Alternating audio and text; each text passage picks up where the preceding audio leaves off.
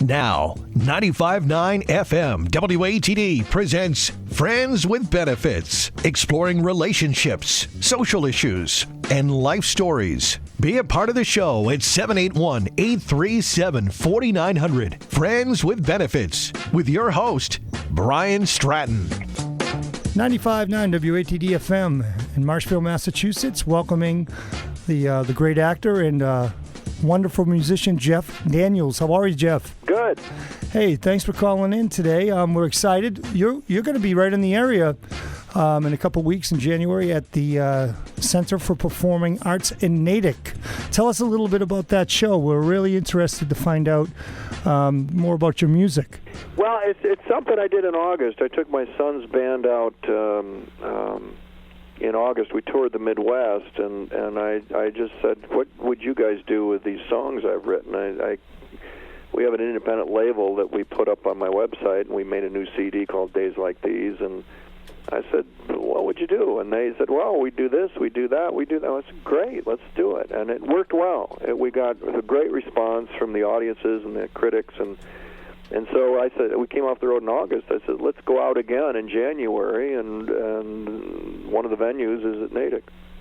Now, is this how many cities will this tour span?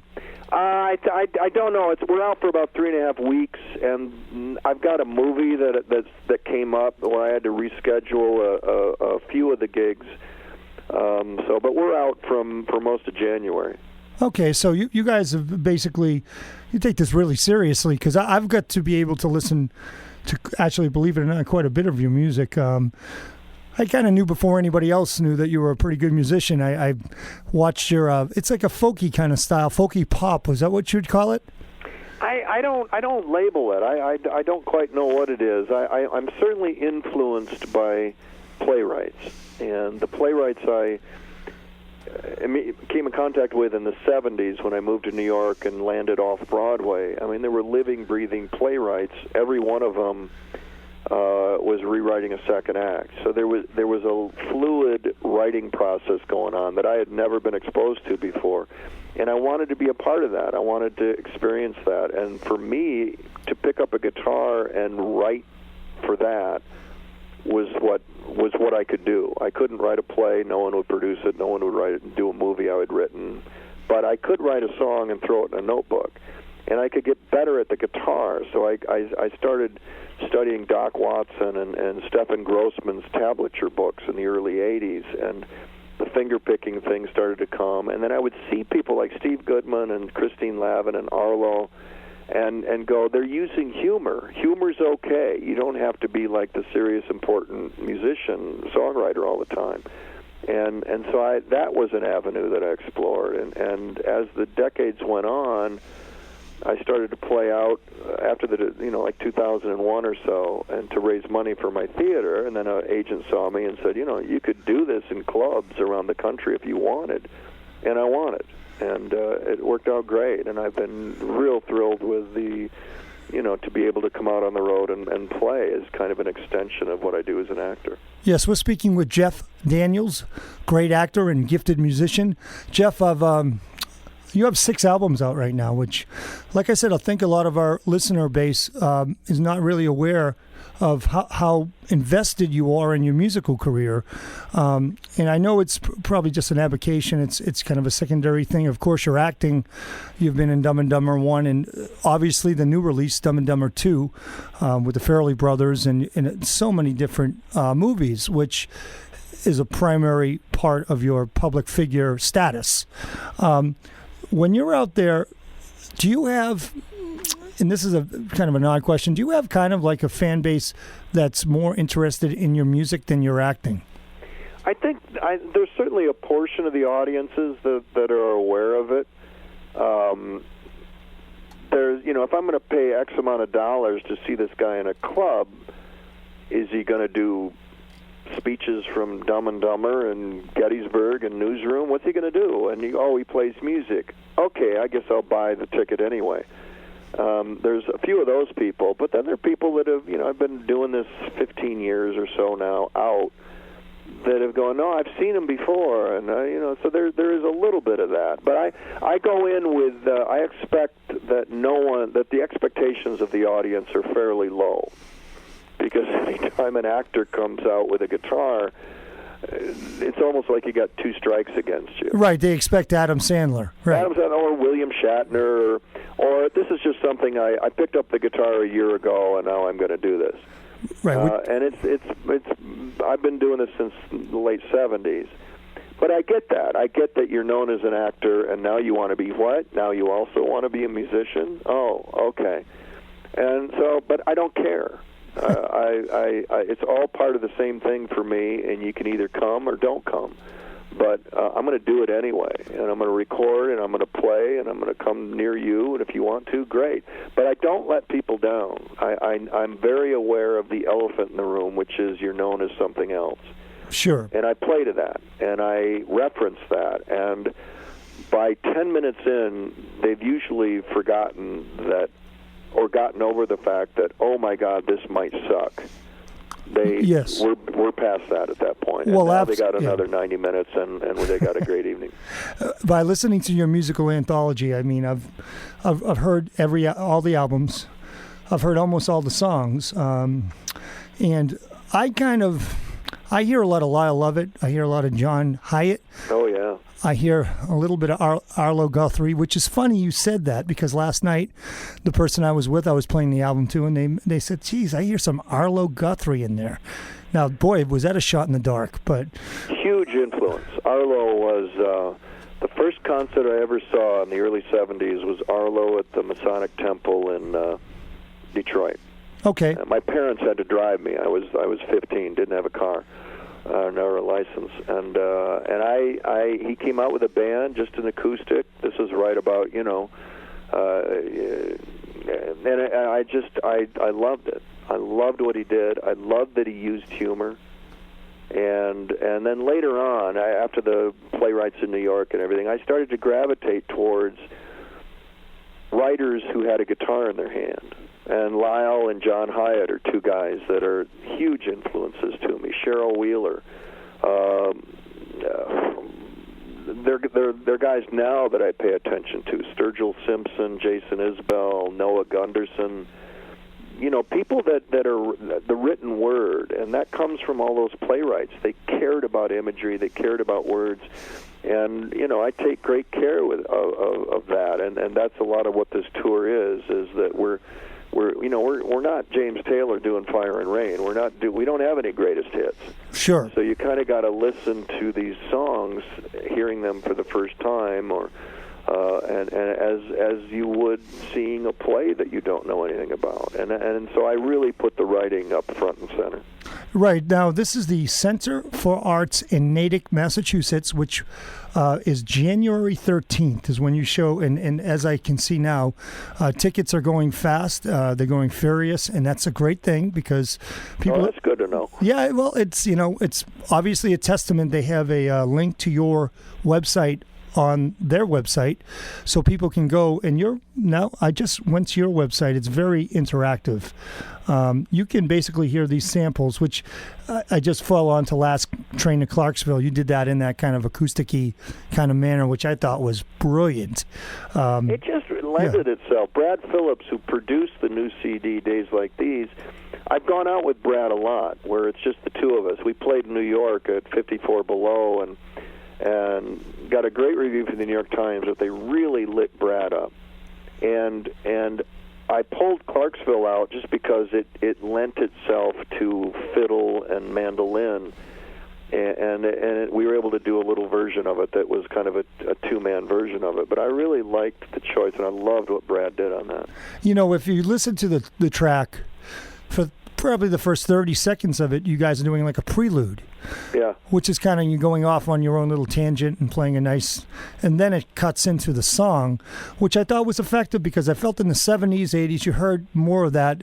Today's music's very dry, and like you said, lyrically, there are some major voids in today's music, of course, lyrically. But I noticed in your lyrics and your songs, whether it be humorous, there's a lot of serious content in these songs too.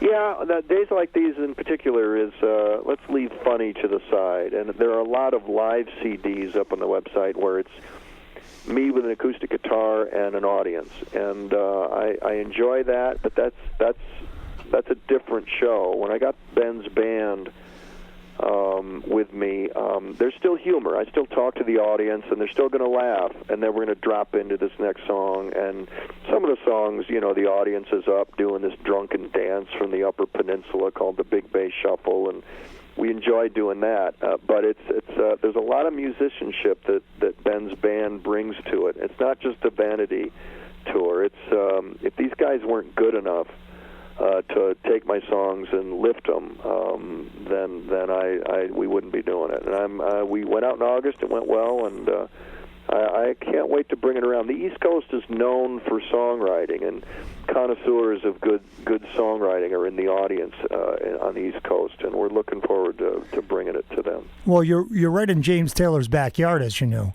Yeah. So, and he was an influence. I mean, the guy would just sit there and pick and I just talk about a decades-long career. Talk about longevity. Sure. That's what you want as an actor, as an artist, as a musician, as a songwriter, and he's certainly one of those guys that's done that in spades.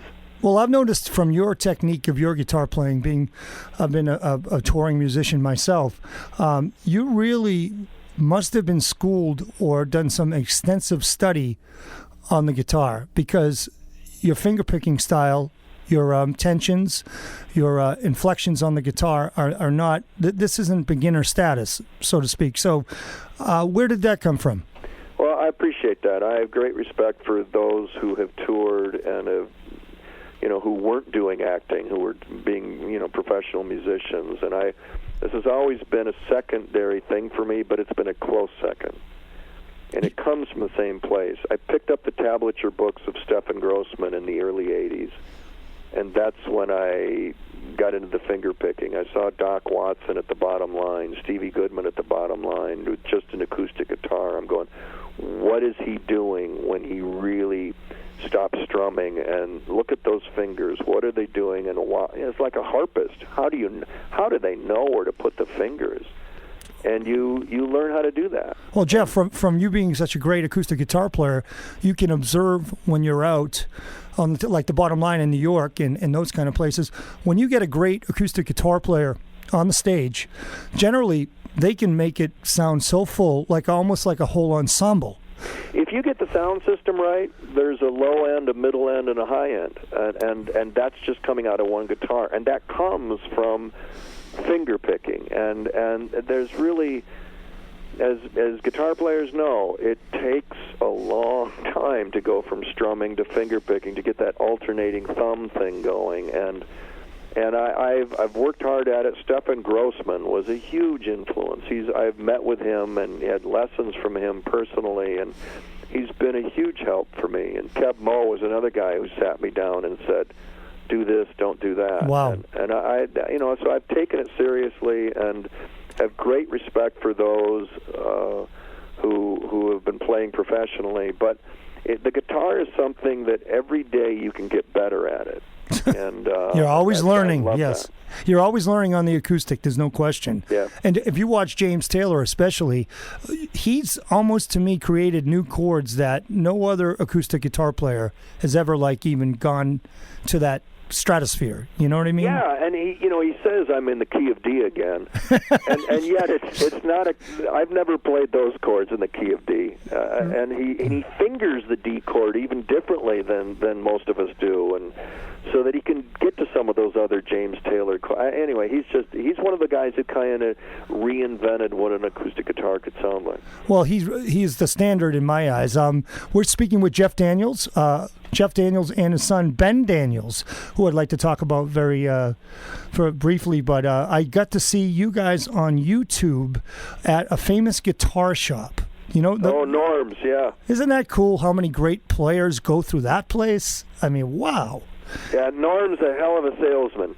He's great. He sees an actor who's done movies coming in. He goes, "Hey, let me take you into the back room." Yes. Suddenly you're looking at this 1928 Martin, and you go, "Norm, how much?" He goes, "It's just $35,000." Yeah, you know what? It's the equivalent of the champagne room. Let's just put it that way. Yeah, it's the yeah. musical equivalent. Norm's a great guy. We've been there. I took Ben there, and we had a great time. And we played something together, and we were happy to do that. But yeah, it's a thrill to go out with Ben's band. They've been playing together almost 10 years. They do their own thing. When he came to me at 19 and he wanted to learn the guitar, I said, "Okay, here are the blues. Let's start with the blues, but write your own stuff. That's the ticket. If you're going to have any chance at this, write your own stuff." And they have, and to have them jump on, and the musicianship that they bring to my stuff is just a thrill for me. Not only that, is Ben is in his own right a very, very skilled guitar player, a very excellent singer, and a good songwriter. So he's got a lot going for him outside of just the Daniels name. I think so, and part of this tour is exposure for him. I mean, yeah, we're going to do our show that we do, but then he doesn't open for me. We all walk out together, and throughout the night they're featured. And at one point, I'm not there anymore, and it's them for 10 minutes, 15 minutes doing what they do really well, and then I come back on and we take it out. But it's an evening, and they're featured. How often do you think this ensemble will go out per year? Do you think this is like twice a year, kind of a tour thing? Unfortunately, my acting career hasn't died yet. So it certainly hasn't. Musically, that's a bit of a problem. So when that slows down, this is definitely on the docket for things that I'm going to do a lot more of, and I enjoy it. And we came off the road in August, and my first thing was, let's do this again. And once the movies slow down again, and they will, then I'll get to do more of it. I'm glad you mentioned that. Do the movies do they go through ebbs and flows? Oh God, yeah. I mean, as soon as you've done, whether you're a musician or an actor, there are ups and downs if you stay in the business for any length of time, and it's been 4 decades now. And certainly this is a high point. When you have Newsroom premiering season 3 on Sunday, and then on Friday you're in Dumb and Dumber 2, which wins the weekend. That's certainly a career high point, and it allowed me to show range that is only going to open up more opportunities. Because if you can go from Will McAvoy to Harry Dunn, then there's a pretty good chance that people are going to say, well, if you can do that, you can do that, you can do this. So I expect to be busy for the next few years as an actor, but I'm also fully prepared for, that 15 seconds of fame that is over, and then you're back to just doing whatever you want to do because nobody wants you anymore. That is Hollywood. It certainly is, but it's the good thing about the musical outlet is it seems like you and your son are impassioned with the musical. You have the bug. Let's just put it that way. If the movie career ended today, I'd be happy doing music. You're right. And that's a gift in itself. Now, how many piece band would we see January 13th at the center? There's 5 of them and 1 of me. Okay, so this is quite an ensemble. Well, yeah, it's a show. It's a show. We put on a show. It's not just we're not staring into our navels singing from our diary. It's a show. Yeah, I mean, and like I said before, I look at you and I look at Ben. I've watched both of you play. You both actually have kind of different styles. I mean, I'm sure you taught Ben, right? Is that right? Well, a little bit, and then I told him, go write and go do what you do. Go play what you hear. I mean, keep working on that guitar because that's something you can do for the rest of your life. And he has, but he's influenced by other people, different people than I was. I mean, Jack White's an influence for him. He was into hip-hop for a while, and some of his songs speak to that. He could tell you other people, but it's the blues. I really sent him to the blues, and I made him read Dylan's Chronicles, that book, and watch Scorsese's documentary on Dylan. So he's a student of songwriting and younger, artists. So it's fun to hear him in the living room picking something at the age of 30 that at the age of 30, I wasn't doing that. I know that. Sure. Now, as we conclude the interview here, just one more thing. So January 13th, we're at the Center for Performing Arts in Natick, Massachusetts. Tickets are still available, only limited amount, but they're still available. One last question about Ben, because for some reason, I've seen ensembles before with well-known actors and or musicians, and bring their son. James Taylor's son is Ben Taylor. Yeah, and he's fabulous, but he's a clone of his dad in every which way. I mean, he's not quite as gifted on the guitar, but he's a close proximity. Looking forward for Ben, what would you hope for his aspirations? I mean, could he do movie music? He's done a little short film already. He's done some videos. He could. That'll be for people like you to decide. I don't think there's as much of a cloning that's going on, because his music is kind of so different. When they play their little mid-show set, it's not what you've heard up to that point. And yet it's a kind of a descendant of original songwriting. It's hard to explain, but I think he's his own thing, and part of the fun of this East Coast tour is to kind of expose him to folks and give him the chance to do what he does. Well, I think the best option for people to do is go to jeffdaniels.com or Google Ben Daniels and the Ben Daniels Band, because there's plenty of information about Ben out there too. He's on YouTube. He's got quite a many songs that he's wrote and produced, and so I think he's going to be of real interest coming forward. So I want to thank Jeff Daniels for being on WATD today, and we'll see you on January 13th. Thanks, Brian. I'll be there. Next 95.9 WATD here. First week of January. We're talking to Gabe. Gabe, how are you, my friend? Hey, Happy New Year, Brian. How about Jeff Daniels? Unbelievable. What a great guy. Oh, we got Rob Hackler in the background here too.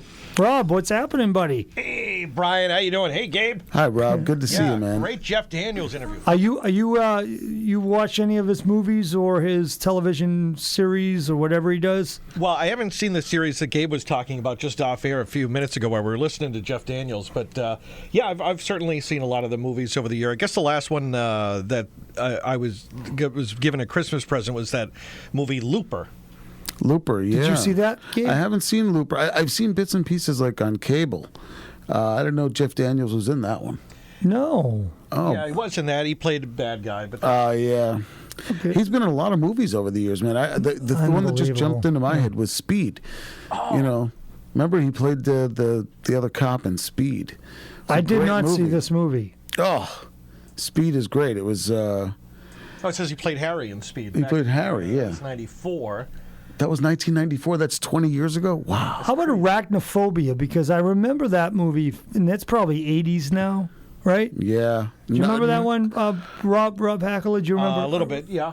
It was about a house that was infested with spiders, and the dude was crazy spiders. Probably on the Sci-Fi Channel a lot. Yes, it's a channel that I should frequent more often, but. And of course, that's another show. That's another show. We always have to talk about Dumb and Dumber. Absolutely, because speaking of 20 years, they made Dumb and Dumber around that same time that he made Speed, and then the sequel, of course, came out 20 years later. Just came out, yeah. Well, the interesting thing about Jeff Daniels is just recently is it The Office? Is that the show? The TV show, yeah. The Newsroom or The Office? No, the Newsroom is his show. Okay, he's the Newsroom on HBO. They got some sort of critical acclaim, big deal, and then weeks later, Dumb and Dumber 2 swept the box office for the first week it was out. So he had a couple of things really coincide. Yeah, big time. That's pretty big stuff when. Good things like that happen to you, and he mentioned it in the interview. Not only that, I mean, it's quality stuff. Like, if you watch The Newsroom, it's good. It's well written. It's not a great show. I wouldn't put it up there amongst the greats, but it was good. I watched the first season. I have to catch up, but it's good.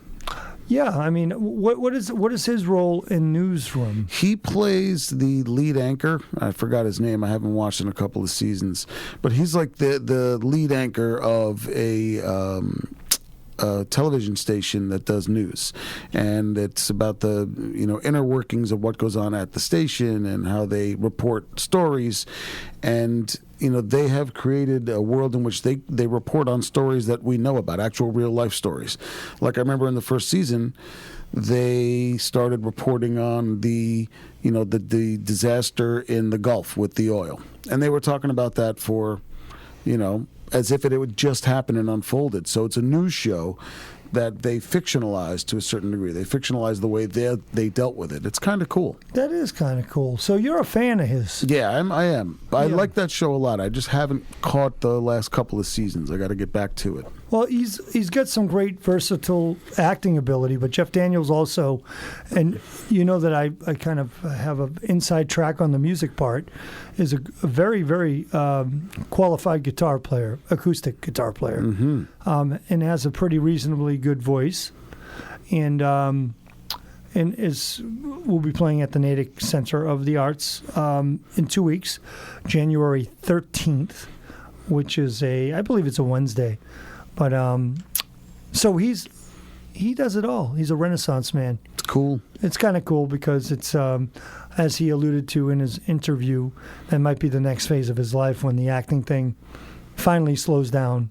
But we don't see any of that anytime soon. He's on top of it. It's interesting. Yeah, there are lots of actors who've gone that way. Like Jeff Bridges, has done a lot of music over the years.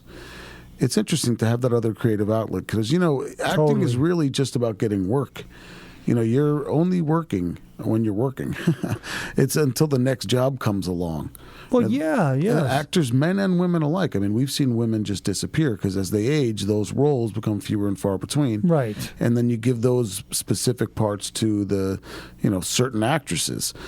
But men, too. There are lots of guys who you see, far less often than we used to. And hopefully you have something else to go to. Yeah, like that guy, he was in all the 80s ones. Nelson, his last name was? Craig T. Nelson. Craig T. Nelson. Do you remember him, Rob? Coach, yeah. Coach. Yeah. Coach. Where did that guy disappear Well, to? he's an older gentleman now, but he was really good in The Incredibles. Did you ever see The Incredibles? I did not. Great movie. He played Mr. Incredible, and it was actually it's a great animated movie for kids and adults. Now, Rob, he was so hot in the 80s, this guy, Craig T. Nelson.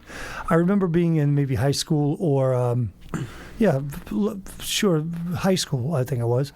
I went to the movies 4 consecutive weekends, and he was in every single one of the movies, which one of them was Osterman Weekend. Do you remember that movie? Oh, the Osterman Weekend, yeah. That was I never a great saw movie. it, but I know I've heard the movie. Yeah, he was in quite a, and he's probably clicking his heels that he's being talked about on the radio. Yeah, absolutely. To have that longevity, it's not easy to have longevity. I never saw his Coach, though, that TV show. No, you never saw Coach? Never saw Coach? Oh. I don't watch much sitcom kind of. That was fun. Was it it was good? a funny show. Yeah, I didn't watch it regularly, but every time I watched it, I ended up laughing. So yeah, my mom liked that because who was on that? Dick Van Dyke's brother, right? Yeah, Jerry Van Dyke played Luther. He was hilarious. It was a great show. Yeah, it really was a great show. I mean, it was good for the time. Yeah. What's interesting, too, is what I just saw last night, a movie, which this gets back to the Green Light. This circles over to the Green Light, which is one of our big advertisers here on WATD, Sure. Friends with Benefits. What was the movie, Nearly Dead? It's called, I think, Fat, Sick, and Nearly Dead. Now, and Rob, this was amazing. It showed, and by the way, right after that, I watched another documentary, half of it called Food Inc. Yep. Did you ever see that one? Now, I've heard about that. Rob, it'll blow your mind. Documentary. You'll never eat a burger outside again. Not even Five Guys? No? No. You might go to Whole Foods and find a grass-fed Maybe burger. you got to get some grass-fed beef. Yeah. All right. This beef in this movie depicted two individual men who are very, very overweight. Yeah. I mean, probably in the 270-pound range, one was. And one was 429 pounds. Rob, they went to a complete juicing diet of all vegetables for 60 days. 60 days where they didn't eat anything. All they did was juice their food. Okay? All right. And people talk about these weight loss things and whatnot. These guys were losing between 1.5 to 2 pounds a day. right, Well, Gabe? and, one of the things that, I mean, for me, it completely changed both of their lives because they were getting all the nutrients that they needed, but limiting their calories and making sure that the calories they got were of the highest quality. And it completely changed their lives. It cleansed and purified their blood. This one guy was a truck driver. He sits all day, every day. That's his job. He's enormously heavy. And now he's, swimming. He actually is doing kale juicing seminars. Like, he's going to businesses and showing them how to juice. And we know that it can help everyone if you get a little more of that green stuff in, and one of the easiest ways to get it in is by juicing. I'm so glad they made these documentary movies, and I hope people see it, because they showed the slaughterhouses. They showed that this country has a terrible poultry problem with the chickens, and same with the cows and what they feed the cows. Cows are supposed to be grass-fed, too. Yep. They're supposed to be. Well, I mean, look, cattle graze in fields, and in order to produce them at the rate we need them in America, we feed them feed in and that's factories. corn. Basically, these farms have become factories. You don't see animals outside. They are in stalls being fed corn and feed, and that changes the composition of the meat that we eat. If you want to actually get most of the benefits you can get from beef, you need to have grass-fed beef. The nutrients that animal digests become what we eat when we eat that animal. That's right. Plus, with chickens, for high production, they pump them full of antibiotics. Oh. Why? Because they're kept in close quarters in teeny little cages, so there's all kinds of disease going around that they have to protect them from. So we're eating the antibiotics. Plus, to produce more eggs, I've heard that they use stimulants in the feed. Okay. And it's a completely unnatural process. You're eating eggs from these animals who are bred to produce eggs. That's what they are bred to do. They're not bred to, walk in the field and be outside and be an animal. They are bred to produce eggs, and they're used any means necessary to make those animals produce as many eggs as possible. And there's clearly, the natural process has been lost. Well, guys, did you realize that they chlorinate the chickens after they've been slaughtered? They have them all tied up and they chlorinate them like, pool chlorine. Mm-hmm. And that's to prevent some E. coli and other diseases. And so basically, if you're eating chicken, you're eating chlorine in the chicken. Yeah. That's a hard pill to swallow. It has to be cleansed before it can be processed. That's right, exactly. And these two individuals, the two men, one guy, his name was Phil, 429 pounds. They both had terrible skin conditions. What was it called? I think it's psoriasis, or I don't exactly recall. Eczema. I haven't seen the movie in a while. So when they went to this juice diet, the skin disorder vanished. Yeah. They were taking all these medications for it, right, which were not helping. Right. No, there's the pills and the steroid creams. That's exactly it. Yeah. And then that starts to thin out your skin. After 20 days of this juice thing, both individuals noticed it disappeared. Really? It went away. Yeah. We were blown away by this. What's interesting is that we know now you can really heal from within. Yeah. And if you start to think about just changing the fuel you put in your body and enhancing certain things, taking certain things away, you can change your whole body composition. It's just like they said, if there's a scab out on your outside, like on your elbow, it eventually heals. Scabs up and it heals. Right. Same thing can happen inside your body too. But you need to help heal is that chlorophyll, is that oxygen from the greens. Now think about it this way. From the vegetables. I mean, it's absolutely true. Your mother was right, guys. Eat your vegetables. She's right. You got to listen. But they can't be cooked, man. They can't. Brian, if you go from eating 0 vegetables to eating some, cooked is okay. You don't have to go organic and raw day one. But what we know is that if you put more vegetables in, that's high volume. Those foods fill you. They're high in fiber. They're high in nutrients and low in calories. Okay. That's a dietary theory that I believe in. It's called volumetrics. You eat large volumes of food or voluminous food, greens, veggies.